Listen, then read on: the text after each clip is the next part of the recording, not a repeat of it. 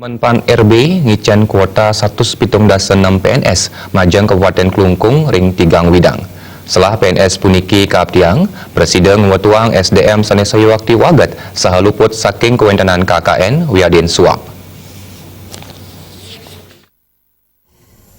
Kemenpan RB sampun nyuk serahang formasi PNS Majang Bupati Klungkung sane akehipun 176 PNS ring tigang widang minekadi widang pendidikan, kesehatan miwah teknis. Pawilangan ipun minekadi widang pendidikan ngomolihang pitung dasa diri, kesehatan 56 diri, miwah widang teknis 50 diri. Ketua Komisi 2 DPRD Klungkung Komang Suantara nureksain, kewentenan formasi sanika ijen mejanten kirang, santukan sane mangkin akeh pisan pamikarya kontrak sanika anggen. Nanging kewentenan kuota sanika ijen pemerintah pusat puniki, kaabdiang Presiden kawigunayang becik. Ring warsa sedurung nyane kali kita wenten siu diri PNS sane pensiun. Pemargin rekrutmen PNS puniki kaabdiang mangde saya waktu luput saking KKN Wiadin praktek calo.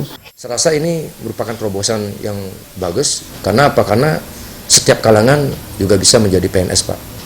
Jadi saya harapkan nanti Bupati juga dengan OPD-nya, termasuk DPRD sekarang mendorong sekarang ini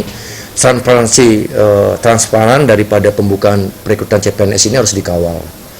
Jadi mau anak petani, nelayan, bahkan buruh, mereka yang betul-betul pintar SDM-nya bisa lolos menjadi PNS di Kabupaten Klungkung. Jadi tidak ada lagi calo, bahkan beberapa juga ada oknum yang sudah terseret hukum, itu sudah tidak ada lagi yang kita dapatkan nanti. Jadi transparan, jadi sumber SDM yang dilahirkan atau yang menjadi PNS ini juga mendapatkan plus yang baik nanti di Kabupaten Klungkung, khususnya di pelayanan. Kuentenan suap Wiadin KKN selami puniki dados pikobet sane sering kepanggihin ring pemargin CPNS. Kabuatan Pangremel Samian Angge sajeroning ngulati pemerintahan sane bersih saha mabobot. Terima Bali TV.